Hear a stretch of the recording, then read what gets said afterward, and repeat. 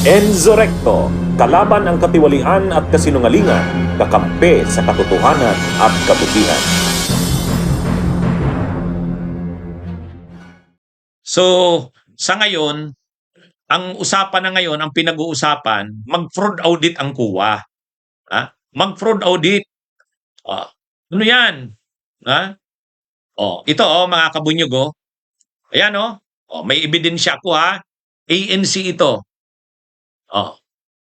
Impeachment Court, tinalakay ang COA findings ukol sa paggamit ng confidential funds ni VP Duterte.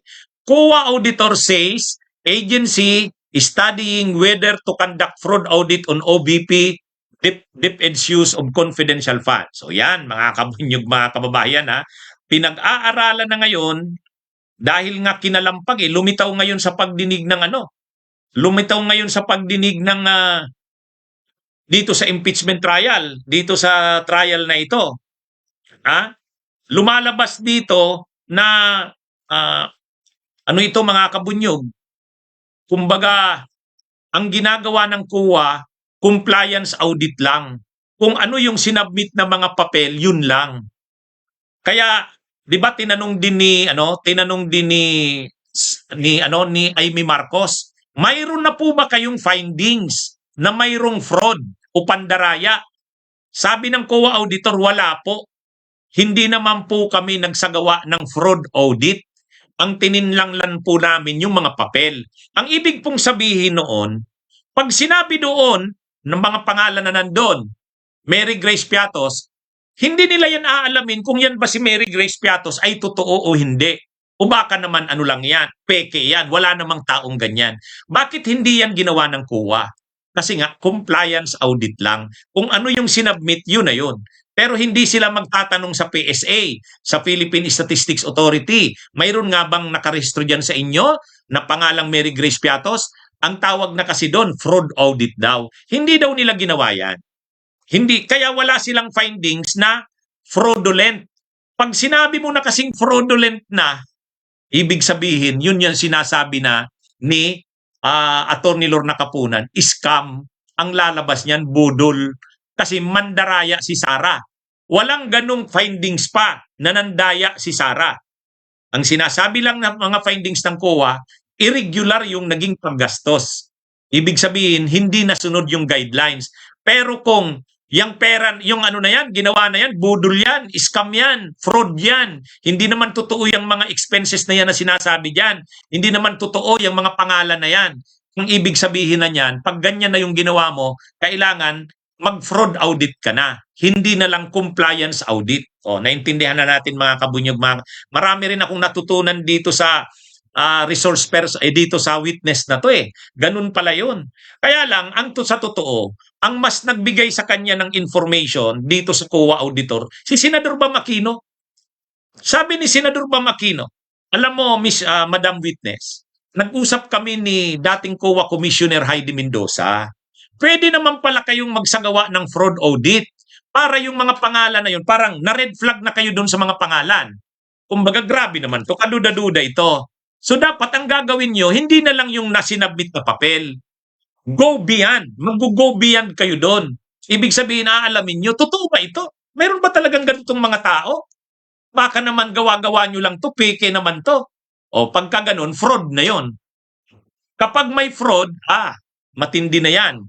Hindi na lang irregular yung paggastos. Talagang budol na ang ginawa, scam. Kaya lang, para magawa mo yun, kailangan mag-fraud audit.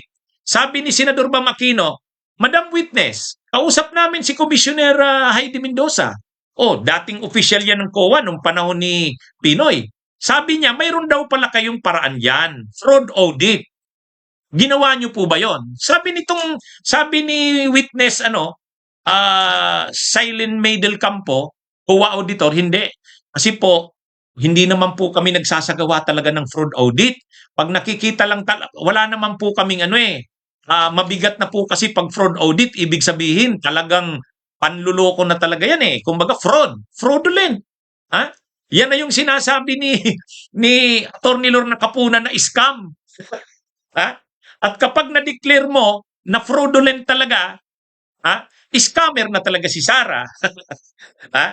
Thank you, Senator Judge Pangilinan. Senator Judge Aquino may proceed with this interjection when he's ready. You have 2 minutes, sir. Maraming salamat, Mr. Presiding Officer. Magandang araw po. Good afternoon po. Okay, so sa inyo pong determinasyon sa inyong opisina, meron pong mga disallowances, no? Tungkol po sa kategorya ng mga gastos, kung sino po yung nag-disburse. Pero hindi po naging rason ng disallowance yung mga kakaibang pangalan. Tama po ba? Opo, tama po. Okay. Pero nakita po ninyo na may mga pangalan na kakaiba. May Piatos, may Bacon, Heart, Queso at kung ano-ano. Hindi nyo baka red flag po ito. Dahil nga po ang audit namin is compliance lang po, hindi na po namin verify yung identity nung nakatanggap po. Pero nung hindi nyo verify, pero nung nakikita ninyo o nung nakikita mo, hindi mo ba naisip na posibleng red flag itong mga pangalan to? We presume po kasi regularity kasi po merong certification under oath yung SDO. This was used for the confidential operations of the agency and these are necessary and for legal purpose po yung naging paggastos ng confidential fund. Okay, so nag-consulta kasi yung iba naming abogado kay former Commissioner Heidi Mendoza. At sabi niya, kapag may mga kakaibang pangalan, the COA can trigger an investigation because of fraud. So hindi niyo po ginawa yun, no? Walang usapin ng investigation because of fraud. Yung sa fraud audit po kasi, pinag-aaral, yung possibility po, pinag-aaralan pa kasi kung magpo-fraud audit po, this is the first time and yung documents po, yung transactions involving the OBP and DepEd po, contains voluminous documents na with sensitive information na pag naibigay po sa ibang opisina, baka po magiging exposed siya. Okay, so ulitin ko So hindi kayo nag-trigger ng investigation of fraud or nag-trigger kayo? Wala pa po, pinag-aaralan pa po with the chairperson. Pinag-aaralan. So it's possible na magkaroon pa ng investigation due to fraud? Opo, gaya po ng sinasabi ko, pinag-aaralan pa lang po at kung kinakailangan po, pwede pong mag-fraud audit po. Okay, let me ask about what is fraud, no? Ano yung fraudulent? Yung paggamit ba ng alias ay fraudulent? Ito yung laging paulit-ulit na sinasabi. Ito yung paulit-ulit na sinasabi nila Alan Cayetano. Sabi ni Cayetano, hindi naman ibig sabihin na may mga questionable sa liquidation ay criminally liable na. Pwedeng administrative lang yan. Kulang ng mga supporting, ganyan, mga ganyan. Pero tama yun. Kung nagsagawa ng fraud audit ang COA, malalaman nila. Wala naman itong Mary Grace Piatos. Wala naman itong Andiling. Fraudulent ito. Kahit itong mga sinasabing safe house, wala naman itong mga safe house na to. Hindi pala to totoo. Gawa-gawa lang talaga to. Yun mga kabunyog, mga kababayan. Kasi tayo, kumbinsido tayo na fraudulent yan. Kung wala, yung mga sinasabi doon na nagrenta ng nagrenta ng safe house na in 11 days, 16 million? 2 million a day? Hindi totoo yun. Wala naman talagang nirentang safe house. Yan mga kabunyog. So, kapag ganun ang findings, hindi totoo na may nirentang safe house. Wala naman talaga itong mga Mary Grace Piatos. Fraud na yan. Kapag fraudulent na yan, ano na yan mga kabunyog? Pag may declaration ang COA na fraud ang lahat ng yon, ano na yan? Talagang, may paglalagyan na si Sara niyan. May paglalagyan na si Sara niyan mga kabunyog. Hindi lang si Sara, pati yung iba pang mga officers na involved yan, mga officials. Pero ito ang tanong. Kailangan ba muna na ma-declare na fraudulent o may fraud na ginawa sila Sara para ma-impeach siya? Hindi. Hindi naman requirement 'yon. Kasi ang ano lang naman sa impeachment, betrayal of public trust. Nawala na yung tiwala ng tao sa kanya. Ito na nga yung mali dito sa mga DDS. Ginagawa nilang criminal case ang impeachment. Ang impeachment ay hindi criminal case. Hindi natin kailangan ang proof beyond reasonable doubt. Hindi. Ang proof beyond reasonable doubt, walang kaduda-duda. Talagang ang linaw ng ebidensya sa criminal case. Ito impeachment ito. Sa impeachment, substantial evidence lang. Betrayal of public trust, nawala na yung tiwala. Kung sa mga parliamentary form na government, ang tawag dyan, vote of no confidence, nawala na yung kumpiyansa mo sa leader mo. Di ba, mga kabunyog, mga kababayan? Pero kapag mayroong declaration ng fraud, hindi na. Criminal case na talaga yan. Kasi fraud na yan eh. Kaya, ano ito mga kabunyog? Tama yung sinasabi ni Senador Bam Aquino. Bakit hindi kayo magsagawa ng fraud audit? Ba't hindi kayo magsagawa ng fraud audit? Ito ng balita, oh. Tingnan nyo, oh. COA auditor says agency is studying whether to conduct fraud audit on OBP or DepEd's use of confidential funds. Bakit studying? Yan yung sinasabi ni Senador Ping Lacson. Bakit studying? Pinag-aaralan? Sa tindi ng ginawa ni Sara dyan, ang tindi na ng mga red flags, ang dami ng red flags. Yung mga ebidensya na yun na pinakita, lahat yun red flags. Bakit studying pa lang? So mga kabunyog, kayo na mga nanonood sa akin, tulungan nyo ako.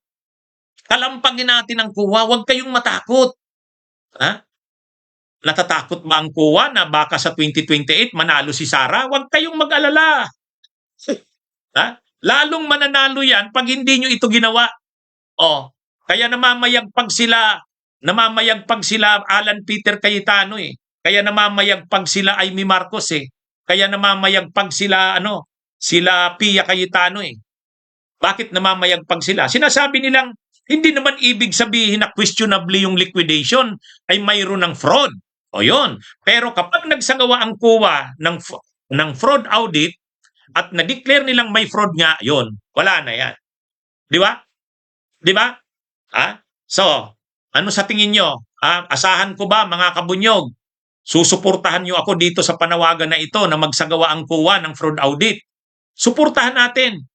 Panawagan yan na Senador Bam Aquino. Alam nyo, marami rin tayong natututunan dito sa impeachment na to. Hindi ko rin alam yan eh. Kahit naman ako abogado, hindi naman natin alam lahat yan. 'Di ba? So ngayon, alam na natin.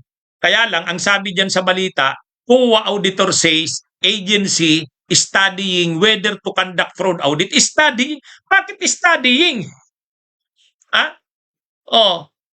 Ano yan mga kabunyog, mga kababayan? Ang tulong ninyo sa akin na maibibigay, i-share nyo itong aking live na ito para makarating sa marami. Para makarating sa marami. Maasahan ko ba ang tulong ninyo? Tulungan nyo ako. Ipanawagan natin yan. Marami kasi hindi nakakaunawa nitong nangyayari. Ayan, si Jawog, that's right. Let's support the COA to investigate. Kita nyo naman, paulit-ulit naman sinasabi ng COA eh. Kami po kasi compliance audit lang. Kung ano lang po yung sinabmit sa amin na papel, yun na po yun. Hindi na po kami nag-go beyond that.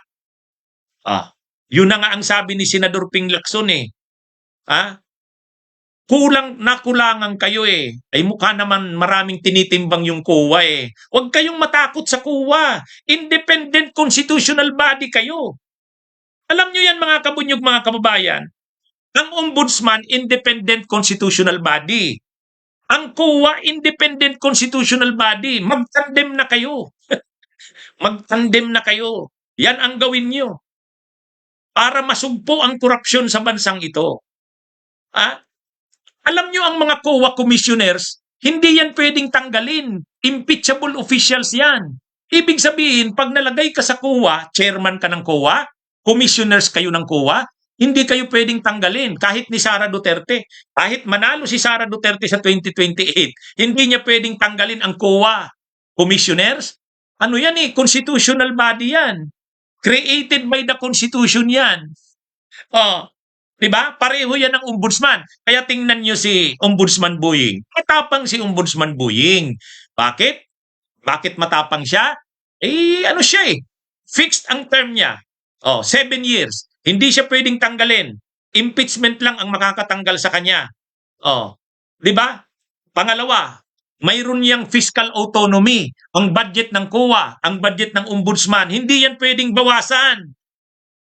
Kaya pwede mong imbestigahan ang mga senador at kongresista kasi hindi ka naman sa kanila eh. Hindi ka naman nila hawak eh. Kahit ang president, once na ma-appoint ka ng president, wala na yon. Tapos na. Kaya yan mga kabunyog, mga kababayan. Magandang araw mga kabunyog, mga kababayan. Mabuhay po tayo. Lagi po ninyong subaybayan mga talakayan ko. Magandang araw sa inyong lahat. Mabuhay po tayo. Bunyog, bunyog, halikan na kasama ka. Bunyog, kapag buklod ay may pag-asa. Luzon, Visayas, Mindanao, isa ang pananaw. Sa bagong Pilipinas ang bunyog isisigaw. Bunyog.